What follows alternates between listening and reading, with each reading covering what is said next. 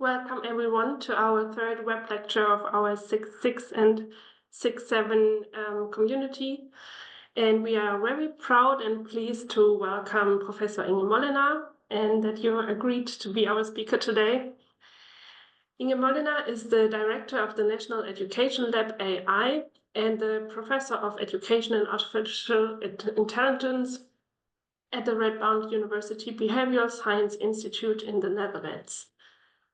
She has more than 20 years of experience in technology and learning and gained in various roles from entrepreneur to academic.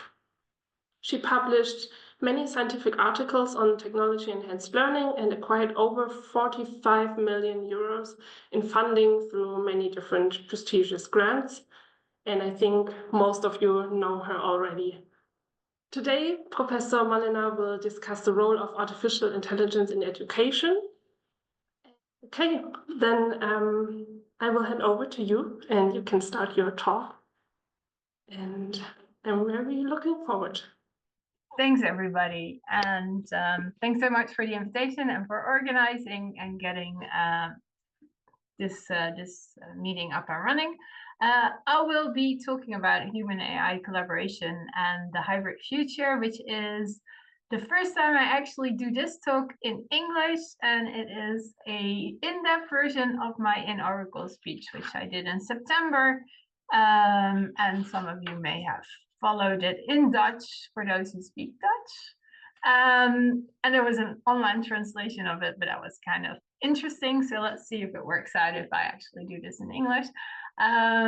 It is a broader perspective view on how AI is functioning in education and how we can think about it from different angles from the research that we're doing. And I think it's an interesting talk because it relates to what you're doing in your special interest groups, as well as the special interest groups that I call my home, which of course are medical cognition and online learning processes. But I have been at 6 and 7 as well in the past, and I'm super excited to be here today.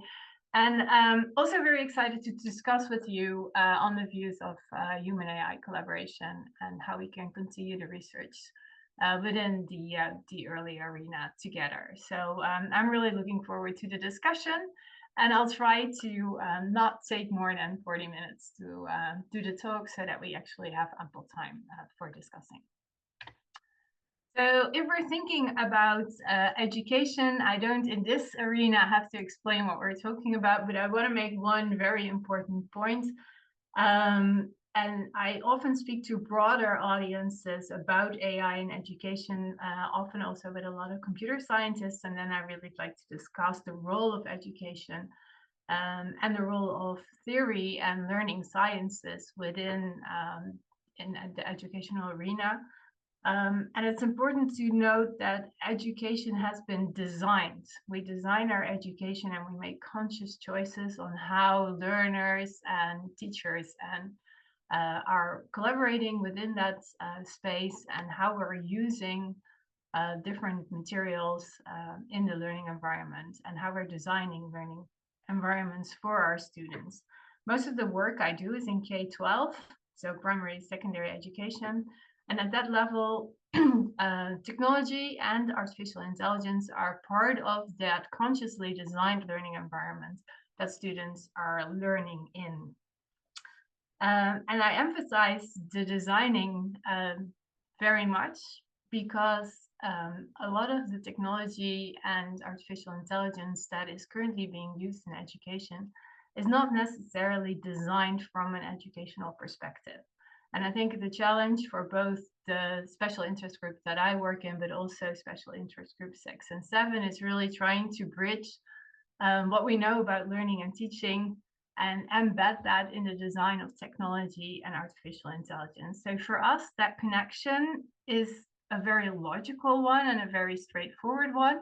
But when I talk to wider audiences about this topic, I often realize that people are thinking about it much more from a technology-driven perspective or much more from an AI perspective, and not so much from an educational and learning perspective. So you'll see that a lot in this talk, that I'll try to make that connection between how are we thinking about learning theories, teaching theories, and what that means for the role of AI in education. That's also important because oftentimes people think of artificial intelligence not so much as a component of the learning environment, but much more as a system technology. And this slide is coming from our National Governmental Research Council, and they did a whole publication on AI as a system technology, really emphasizing that AI really has a profound effect on our societies as we know them currently. And that has similar effects as, for instance, the steam engine energy and electricity had in the past. And that means that it's not only a tool during learning or in other application areas, but it is also a tool that profoundly changes our society. And I think the introduction of ChatGPT about 1.5 years ago really made everybody aware of how fast the technology developments are in fact going, and the profound influences that has on both the way we live, the way we learn, but also the way we are teaching. There is still a very big difference between generic AI solutions such as ChatGPT and more educationally focused artificial intelligence solutions. And the big difference is that generic AI is not developed or designed in a way that we actually use it for learning and teaching, whereas educational AI does, to some extent, include notions about teaching and learning, and is specifically designed for usage in the educational arena. Still, if we look at the part that is educational AI, we also still know that the knowledge that we have about learning and teaching is not always profoundly included in these designs. And again, that is the big challenge that I think we're looking at.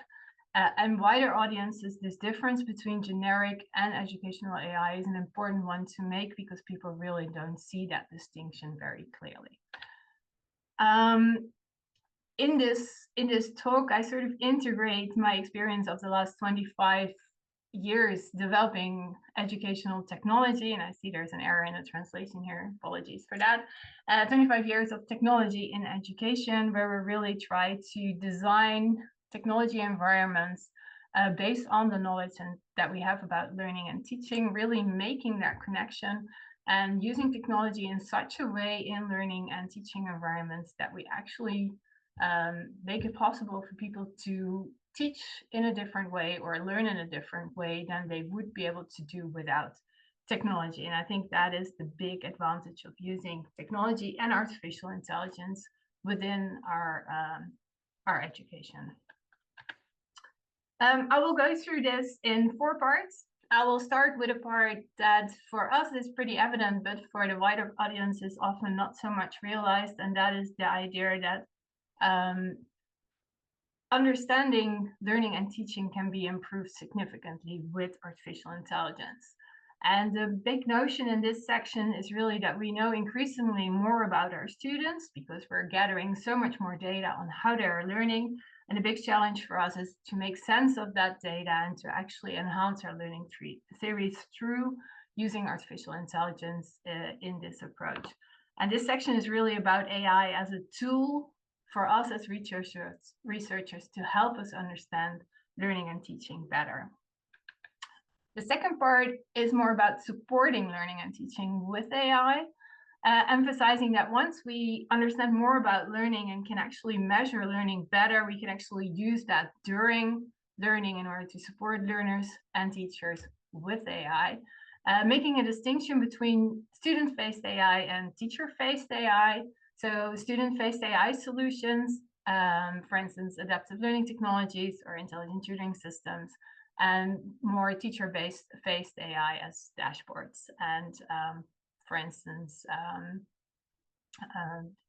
systems that help you prevent copying and things like that. It's important to note, just as a heads up, of all our student-faced AI, and these are recent review studies that we did at the National AI and Education Center, only about 50% of these solutions is actually theory informed, and definitely not theory based, or so there is a big challenge there. When we look at teacher-faced solutions, it gets even worse. It's only about 1/3 of all the solutions out there that have a profound basis in theory of professional development of teachers. So there is still a large challenge for us to really make that connection between our theoretical insights and the developments of educational technologies. Then I'll go and talk a little bit more about that in part 3 of this talk, and really think about designing learning and teaching with artificial intelligence. What does that mean? And here it is interesting to look a little bit wider and look at other application areas. And the OECD did some really interesting studies looking at how much of particular jobs will in fact be replaced by artificial intelligence. And for education, that draws a completely different picture than for many other application areas. Education has a relatively high amount of what we call bottleneck items. Those are skills and tasks that cannot be replaced by artificial intelligence, and experts also predict that they will not be replaced on the long run, so also not within the next 10-15 years. About 22% of all activities that teachers and learners do cannot be replaced, and I think it's important to note that education is almost the highest application area of AI, with 22% of bottleneck items. Highly automatable items are low. It's only about 6% that we anticipate that can actually be replaced. And this is also what we see. Oftentimes, there is not so much replacement due to AI, especially on the teaching level. And in other professions, that is a lot higher. And then if you think about it, that leaves us with a lot of space. And this is my own interpretation, so this is not from the OECD, of about 72%, where humans and AI can in fact work together to teach and to help students learn. And I think that's exactly the space that I'd like to pinpoint in this talk, and start thinking about how we can then fill that space and work on that complex collaborations between humans and AI. So that's the third part. And then finally, I'll talk a little bit more about research, and this is also what I'd like to discuss with all of you, the research that we do here at the National AI and Education Center, but also what we can do together within the context of early. I'd like to emphasize Head Starts, that it's a joint responsibility between education, science, and business and policy to shape the future of our education. And I think we will realize that this is becoming increasingly important with the ongoing pressure from the AI technologies really playing a big putting a big pressure on our educational systems.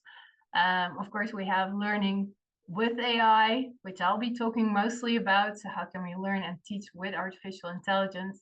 There is the whole AI literacy discussion, learning about AI. And then increasingly, we're talking about learning disturbed by AI, which is the trend that we see with especially large language models, where children are finding very creative and innovative ways to skip the well-designed learning situations that we create for them. So I think there are a lot of challenges in this space, and that's where I'd like to end this talk. So for part 1, understanding learning and teaching with AI, I think for a lot of the people at my inaugural speech, this is a part that I didn't know so much about. I think for most of you, it's quite familiar. We do a lot of research to understand learning better using artificial intelligence in that.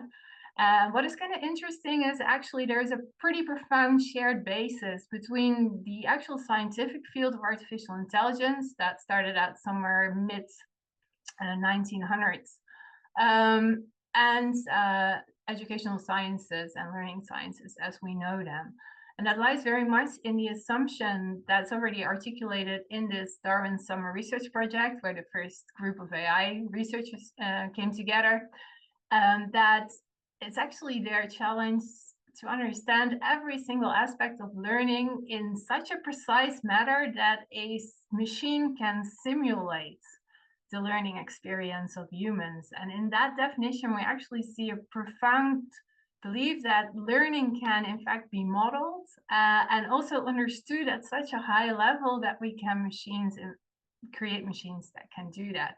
And in that, we actually see this resemblance between what we do in the learning sciences, understanding learning, trying to describe it, and trying to model it, and the early ambitions of artificial intelligence and really trying to build machines that can simulate that exact process. So I think in the basis, artificial intelligence and learning sciences are already connected, and I think it's a connection that we can definitely work from further in the future. A lot of the things that we do in my lab and in the work that we do in the adaptive learning lab as well is understanding learning processes, and data, learning analytics, and artificial intelligence together, and then also in that order, can really help us unpack what I call the black box of learning educational sciences, namely, can we actually start understanding how students are learning and what happens during the learning process? And a lot of our educational research is focused on the pre-situation, the characteristics of the learner, the characteristics of the learning environment, and on the learning outcomes. Is that design of learning making a difference? And those are important questions. But at the same time, with data, learning analytics, and artificial intelligence, we can in fact actually also really understand the learning process of students as they go through it, the designs that we carefully create for them. And I think that's the big advantage for our fields and how artificial intelligence can really help us understand learning processes in more detail. I'm just going to give you one example, which won't surprise you, is about self-regulated learning. Just really quickly to give you an idea of what I mean. If we work on self-regulated learning here at the Adaptive Learning Lab, we use mostly the Winnie and Hadwin theory that you see here. And we're collecting multimodal data while we are measuring students. Students are working either in the lab or actually currently increasingly also in primary and secondary schools. And in the example that you see here from the lab, we're collecting mouse clicks, keyboards, eye tracking data in order to capture all these multiple data streams to measure artificial self-regulated learning of these students. I won't go into complete detail how we get from that measurement to this overview, but what we do is we develop what we call the Flora engine, and the Flora engine is actually synchronizing all these data streams together. And then based on an approach that we followed, it tries to classify different self-regulatory processes on a second-to-second basis during the learning process.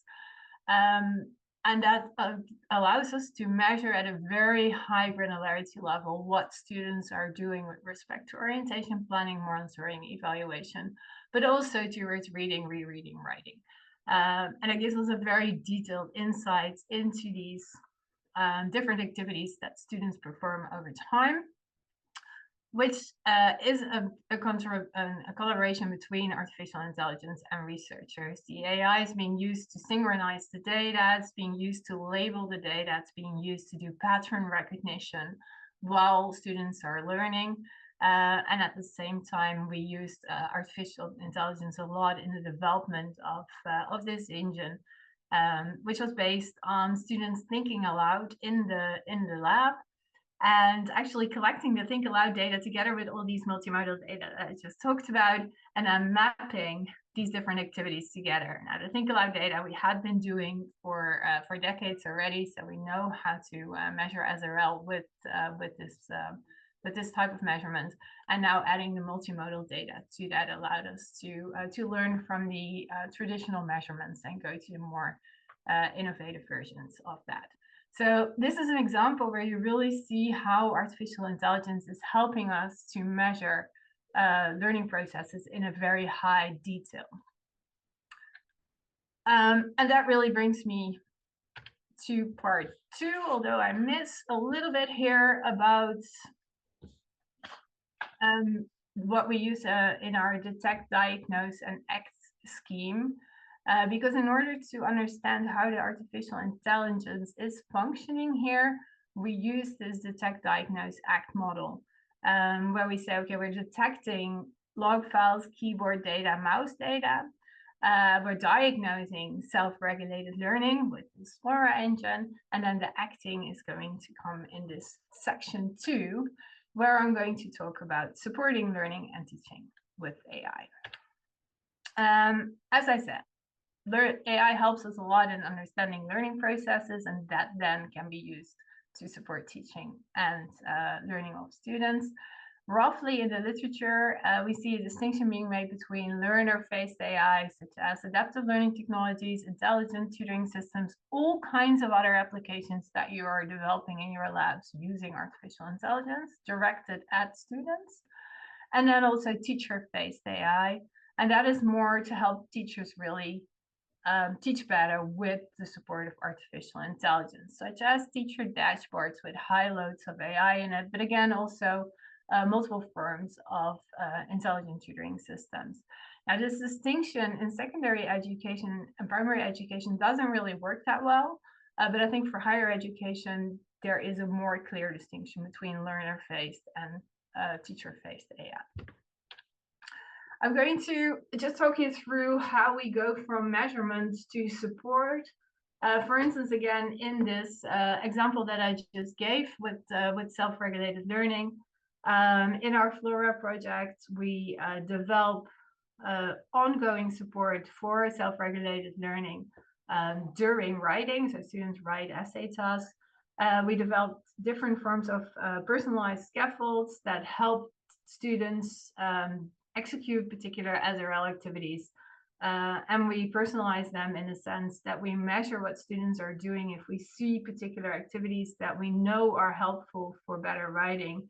And we don't see a student execute these activities, for instance, orientation activities, then we're prompting them at particular time intervals. So that's the scaffolding that we developed.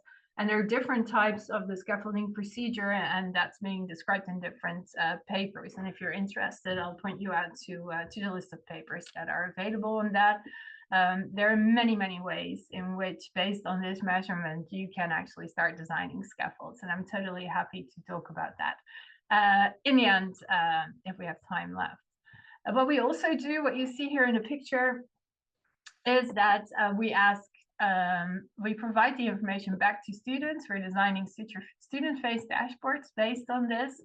And then we have students discuss this either among each other to actually have a dialogue about their SRL processes, or we have teacher-student dialogues about their SRL processes, or, and this is experimental, we only do this in the lab at this point in time, we're experimenting with having students have dialogue with large language model tutors that then also have the information from students about their SRL, and that gives you a very interesting new way of exploring the pretty complex picture that you're getting from the data and making it accessible and transferable to students.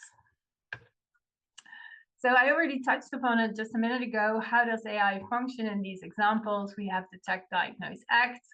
Detect, again, mouse, keyboard, logs. The eye tracking can be used in practice, but we actually don't do it from an ethical perspective. We also don't really need it once we have developed the engine well enough.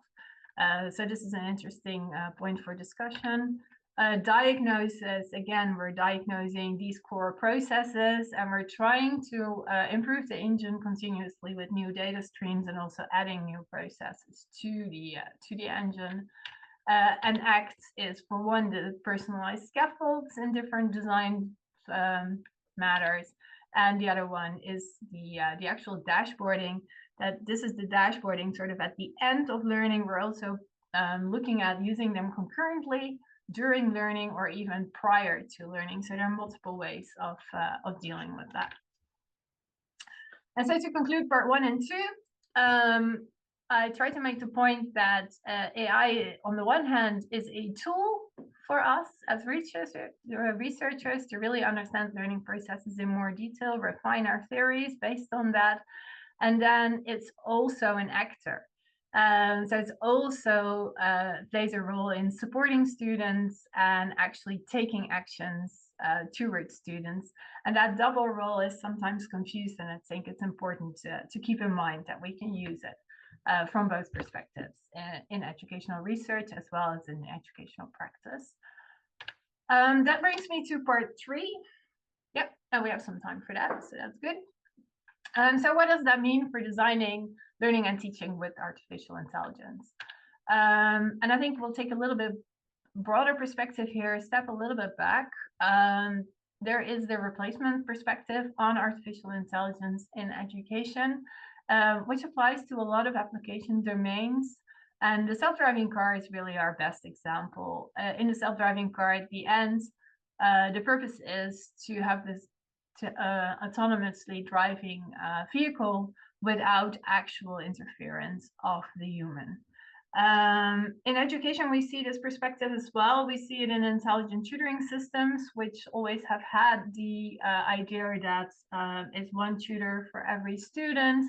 And to some extent, maybe implicit, maybe a little bit more explicit for some researchers, there is this assumption that that intelligent tutor would or could potentially replace teachers. We see this again quite dominantly, especially through the discussion around LLMs. For instance, Kanamigo from the Khan Academy, which is one of those examples again, where we assume, oh, the teacher can to some extent be replaced. So the balance between using an intelligent tutoring system as a support versus a replacement tool is an interesting point for discussion. At the same time, we also know that, especially here in Europe, and at least for the Netherlands, I can say intelligent tutoring systems are not widely used. Also largely because teachers really don't see how they can play a role together with the technology. In the Netherlands, in places that we see a lot of adaptive learning technologies that really have an orchestrational perspective between what the teacher is doing and what the technology is doing, and really provide space for this collaboration between the two. And also increasingly, novel research shows us that even with intelligent tutoring systems, once opened up in such a way that teachers can actually play a role with them, a teacher with an ITS works better than an ITS alone. And I think that's also an important step to start thinking about more the augmentation perspective. And the augmentation perspective is really thinking about how human acting can be enriched and augmented with artificial intelligence. And this perspective really thinks more about AI, not so much as a simulation of human intelligence, but in fact as a profoundly different form of intelligence that can be used next to humans as an enlargement of our own intelligence. And I think that perspective fits a lot better within education, and can think of AI as a tool to, for instance, do data collection, provide insights, find patterns, and help teachers and learners really use that information to function better as a human. And that puts us on a very profound discussion between the role of autonomy and automation, and the question of whether these two are in fact one dimension or two dimensions.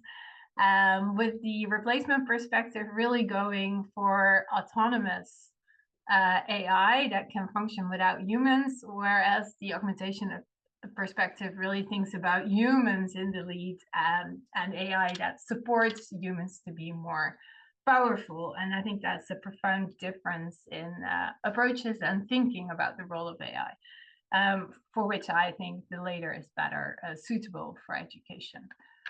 And we think about the 6 layers of automation model that we use a lot within the National Center of AI in Education. And then you really see that discussion underneath this model as well.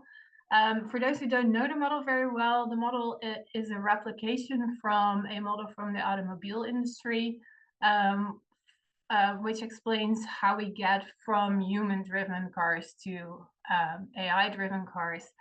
And in this model here, you see that teacher control only is on the one side, and then full automation is on the other side.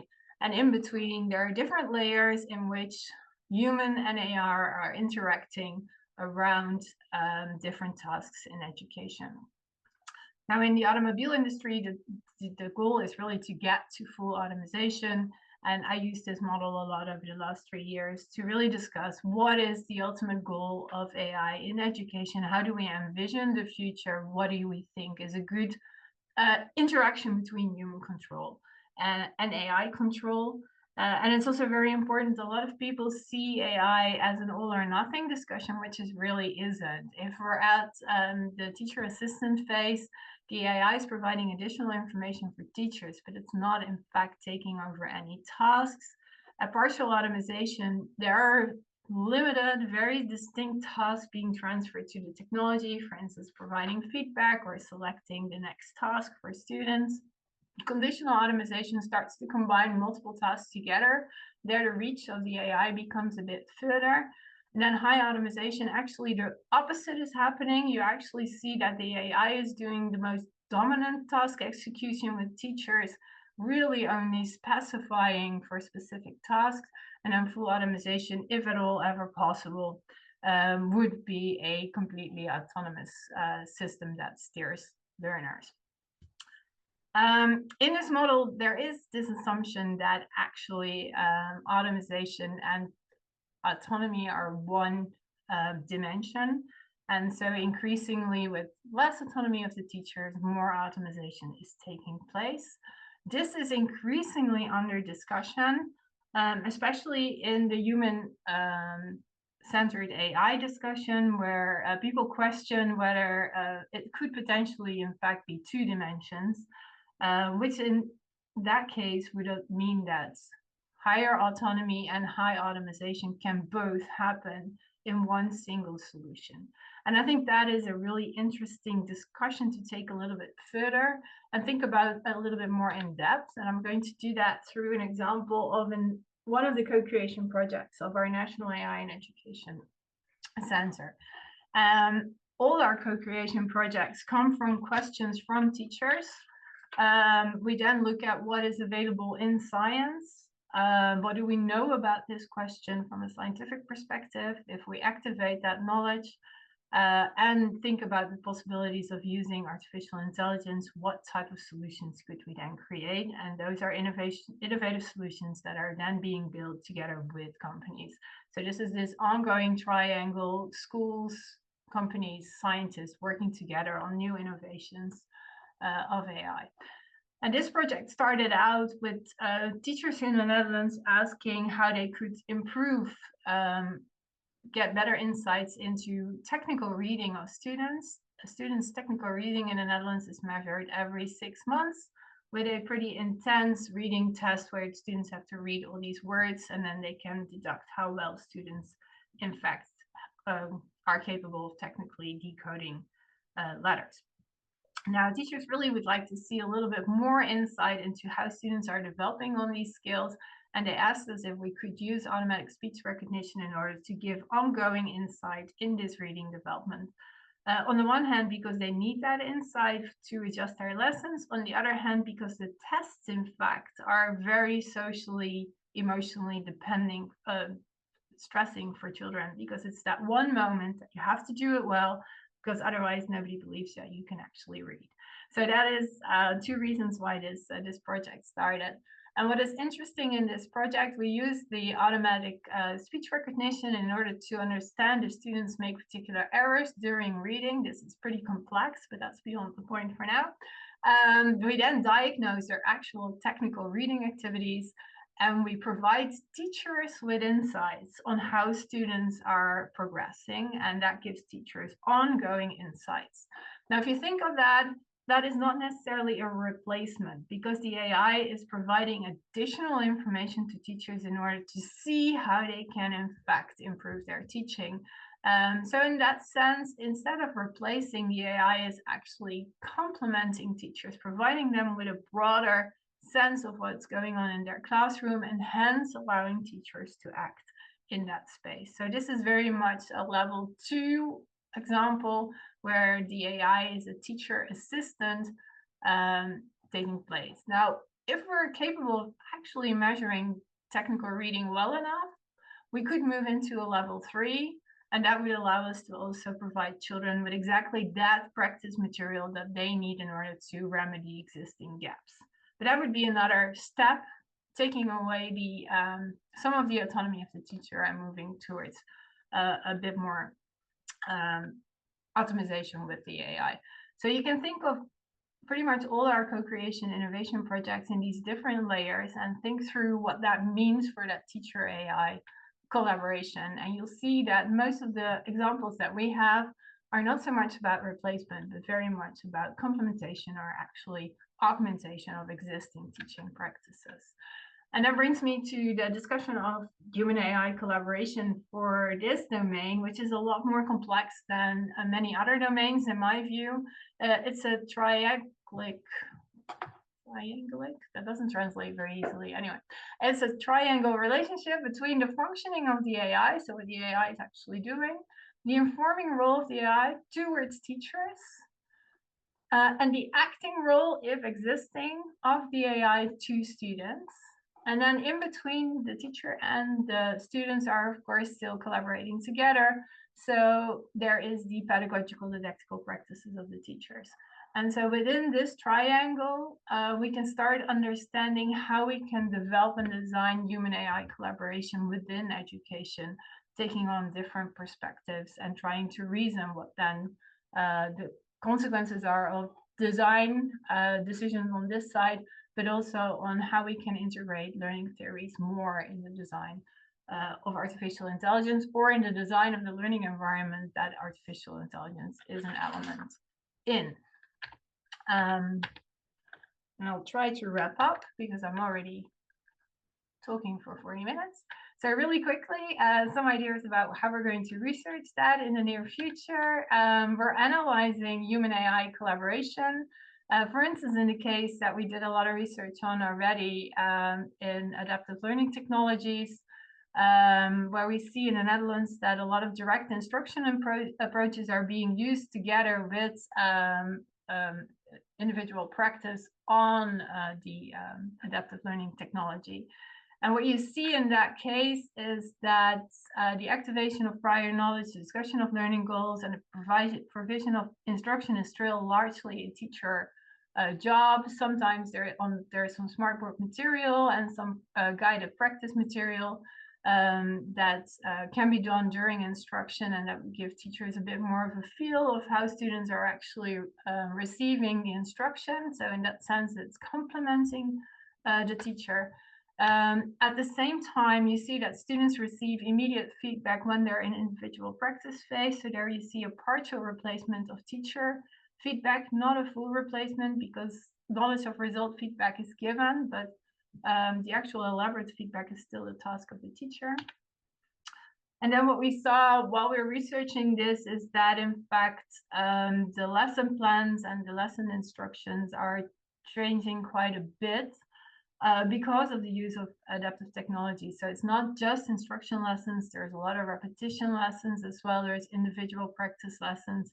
So the whole way that mathematics are being taught in primary education has changed quite a bit due to this system, and that's where you really can see these augmentation activities taking place. Also from a student perspective, you can have a look at that, and that's where our hybrid AI regulation project comes in. Students are increasingly less regulating when they're learning in these systems. And so with our HERA project, we're actually developing different levels of regulation in which students are provided with information about how they are making progress and regulating their learning, getting increasing opportunities to set goals and receive feedback about these goal setting. And also increasingly, this is the latest, we're actually running this in schools right now, provide students with control opportunities. So we're increasing monitoring for students on this side and control on that side, allowing them to make choices about difficulty levels while they're practicing, providing them with more information about their learning curves, and in that providing them with increased opportunity and agency to actually steer their own learning. And again, here we're looking at how students and AI are collaborating in these complex settings. And again, there's to some extent replacement, augmentation, and complementary That also aligns with the grid, which I will not talk much more about because that will be a separate talk, but happy to talk if anybody has questions about that. And so in the next future, we're really going to focus on looking at that functioning of AI in collaboration with pedagogical didactical practices from teachers. We do that in our National AI and Education Center, in our co-creation projects, where I just explained one of them to you. We have 19 right now. We're building 10 new ones, and we're probably going to run over 75 co-creation projects over the next 10 years. And at the same time, we have a scientific program with focus groups that have all these different angles. So we have the pedagogical, didactical, and the teacher training and professionalization. That's really from the early community. We have AI researchers in our lab, we have ethics, and we have sustainable data. So we're really trying to take the bigger lens on responsible use of AI in education. That's something similar we do in CELA, which is a Center for Learning and Living with AI. And you saw some examples from our Flora CELA projects around self-regulated learning, which we do with Dragon Gacevic, Maria Bannert, Roger Azevedo, and Sana Yarafella. We have a website for this as well if you're interested. And that's it for me. So I hope I gave you a bit of a glimpse on how human AI collaboration plays an important role in education, and it helps us design, develop, and research the future of education together. And the role of AI can be seen partially as replacement, but mostly to complement and augment learning. And the challenge is for us to make sure that the knowledge that we have about learning and teaching is in fact being connected to AI and the development of and the design of these learning environments. So I hope I gave you some inspiration, and I'm happy to take your questions. We have for the Dutch people, super nice magazine on everything we do. And of course, there are some references on the most important concept that I talked about during this talk. And then there's a bunch of people involved, and somehow it doesn't show you that picture, which I would like to highlight. So, which is the Adaptive Learning Lab, the NOLI, and the CELA Center. So that's it. Thank you. Thank you very much, Inge, for this really nice talk. It was really interesting, and I'm really impressed what you're doing and on how many projects you're working. So just a quick reminder, you can put your questions in the chat or use the Q&A function. And we already have some questions. The first one is, why are there specific ethical concerns when it comes to eye movements, but not with mouse clicks or other measures? Good question. That's a really good question. I'm not really sure from an ethical perspective there is really a difference. I think it's more a practical difference that we are currently accustomed to. We feel that mouse movement, keyboard movement is inherently used almost in every single learning environment that we use at scale. So it's really, really quite common to use those as input data. Most of the intelligent tutoring systems are using them as well. Eye tracking is a bit more of a discussion. It feels more of an invasion in privacy if you start using the information on what students are looking at. And it also has to do with the facts on how you're actually storing the actual eye tracking. So there is more of an ethical debate about that. It gets even worse if we go into the domain of EDA, for instance, so skin conductance, which is actually under the upcoming AR law in Europe, also prohibited. I think there can be a large ethical discussion about why these data streams are different. It's the same with voice, for instance. Voice is also more protected than any of the other ones. I think it's good to have that dialogue among each other and see where our limits are. But I also really agree and have been included in the informing of the AI Act. I think it's super important to set our boundaries and decide what we do and do not do within education. Doing it in practice on a daily basis is something else than doing it for research. So that's also important. And I'm happy to discuss this if anybody wants to jump in, whoever asked that question. Thank you very much. I'll just continue with the other questions because now the chat is exploding a little bit. The next question is, how about AI as a tool to support teachers? Where do you think can specifically LMMs support teachers the most? Are there any studies on this topic? Yeah, there are a lot of studies looking specifically at AI, teacher-faced AI. In my experience, people always think about what the AI would actually do in an acting role towards the students, but in fact, they overlook the fact that then just providing additional information to teachers is super important first step as well, and can help teachers a lot in their professional development. And then taking away particular tasks from teachers or overtaking tasks from teachers can be helpful, but it is a job where teachers lose autonomy. And that realization usually hits in when you start working with an AI solution that's further along the levels of automation. And then people start complaining because they feel that they are no longer in control about some of the essential parts of what their job is. And they didn't realize that when they were wishing for it, that would be the consequence. So when we're talking to teachers, we always say AI can be a great help, but realize that whatever you let AI do, you lose. And you have to make a really think about what that means for you. So if you wish for an AI that actually corrects open questions, that would save you a lot of time. But at the same time, while you're reading all these answers from your students, you're also learning a lot about your students. You're integrating that information into your new lessons. And so you're losing all of that because you're not reading the answers of your students anymore. And that realization oftentimes doesn't happen until they have the actual tool, start working with it, and then think, it's really difficult now. I don't know exactly what my students have written. I know how well they've done it, but I don't know what their actual thinking was. And that is something that you then cannot integrate in your teaching anymore. So we're having a lot of discussions with teachers in developing these co-creation projects about what are you losing when you want solutions like this, and what do solutions look like at the different levels on the automation model. And then which one of these, and we often do paper prototypes of those, which one of these really feels comfortable? And do you trust the AI enough to actually do this? And then from a scientific perspective, do we trust the AI enough to actually do this? So I think that's a super interesting dialogue to have. Thank you very much. The next question is, do you think it is promising to use AI to measure shared regulation learning, socially shared regulation learning? Yeah, I think it's promising. This is another dialogue that we have a lot.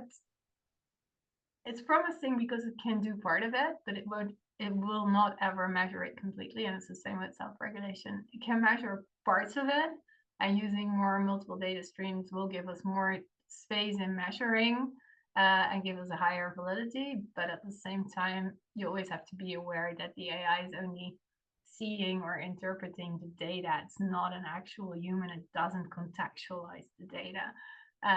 So for self-regulated learning, which is a very contextualized process in between multiple people, you can have the individual data streams that can inform us about the activities and what students are doing, but there will always be a part of that we cannot capture with AI. And I think learning exactly what we can and cannot capture is a really important question, and also a message that as learning scientists, we have to be a little bit more firm about, because we know our concepts well, we know our phenomena are super complex, and sometimes we tend to reduce them too much if we start using and measuring them with technology.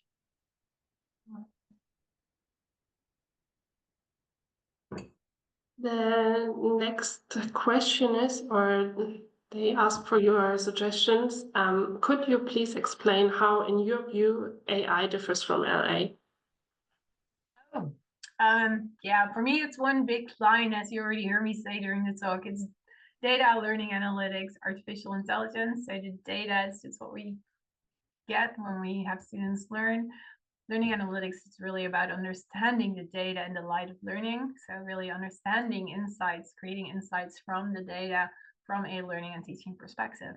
And then artificial intelligence for me is mostly as a tool, is a technique to understand the data even more profoundly. So it really helps us to see patterns, see clusters, understand relationships and really get a better insight in the data. And as an actor, it can help us take part in supporting teaching and learning. And then again, there are multiple technologies in order to do that, and many instructional designs that are combined with the functioning of that AI to make that happen. So AI is a pretty holistic. That's a holistic view on AI, and the bottom line of it is just that AI has different techniques that really help us understand and work with data and act to some extent. The next question is also more regarding this holistic perspective and generic AI. How can teachers design the learning and teaching activities when students use generic AI in their learning?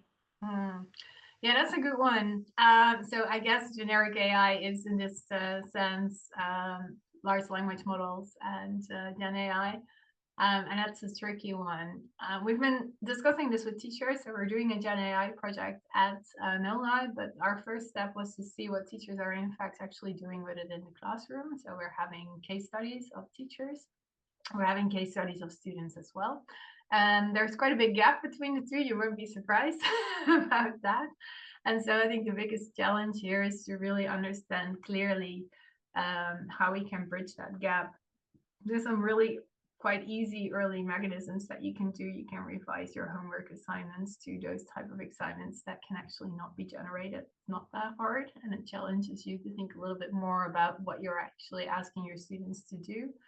And it aligns with a big discussion going on about leveling up as humans and making sure that we're actually getting into these higher order skills. A lot of the things that we do in schools is still about repetition and reproduction of facts, which is, well, as we all know from our backgrounds, probably not the most efficient and also not the most effective thing to do in education. And that's, I think, the upside about Gen AI. It forces us to really think carefully about the type of activities that we give students. Summarizing, AI can do, but writing a reflective perception with an activity that you actually experienced yourself and integrating that in the right way with the material that you received is a lot harder to generate. I know you can do it, but still it takes a lot more time to generate that well. And then actually, students in the students' interviews were super clear about this. They said we're not really sure how to use it either. So we would be super happy to have this dialogue and carefully think about how we can use Gen AI as a tool for learning, but not as a replacement. And I think that coming from students is a good sound. Now the challenge is making sure that teachers actually can work on that. And we could potentially think of many different designs in which we could do that. I think that's a beautiful challenge also for this community to start playing around with. Hey, there are some further questions in the chat, but I think we just have time for one left. Maybe just a quick question in another, to another topic. How can we analyze the learning process data generated in the interaction between students and AI? Do we need new methods, and what methods do you recommend? Yeah, I think we definitely need new methods. And so to some extent we can reuse what we did before. I mean, we have so much research on how students collaborate among each other and with teachers, and well-defined measurements and methodologies to deal with that. And I think extending them to seeing how students work with AI and how teams work with AI is the next step, and that can be quite qualitative in the beginning and then become more quantitative as we go. I think also generative AI, but also general AI methods give us beautiful new ways to actually design experiments that we couldn't do before. So I'm actually quite excited to see how this new generation of young researchers is actually going to use this new tool to do better or new research and make us learn more about human learning as we go. So I'm excited to see how that develops. And yeah, I think your SIGs are the SIGs where things like this are going to happen. So that would be very interesting. Thank you very, very much. It was really exciting to hear your thoughts and your answers regarding these questions. Maybe if there is a really, really important question, the people can also text you personally and write you an email. And yeah. Your questions, and I'm happy to take a look at them and answer them. I'm also quite happy to give you the slides without some of the spelling mistakes that were still in there. So I'll make sure that we'll edit them and I'll send you the PDF. And send me the questions, and I'll be happy to at least provide short answers. And if anybody wants to pick a discussion, please send me an email, and happy to continue the dialogue over there. Perfect. Thank you very much. This would be really nice. And then I shortly will wrap up. So today we had Inge Molenaar with us. She was talking about AI in education. And the next, so here, our next speaker will be more 6.6 related. And yeah, Tanya will give a short introduction on that. Thank you very much. So for the next web lecture, we are inviting Noah Schröder, who is a professor at the University of Florida. And we are inviting him to give a talk regarding his focus on social cues in learning material and to give his insight in his studies, which focus on a meta-analytic overview. And the exact date of the next web lecture is to be announced, but as it is always in a rhythm of half a year, we will approximately set it up within the month of May. So yes, thank you very much, and we are looking forward to seeing you again at our next web lecture.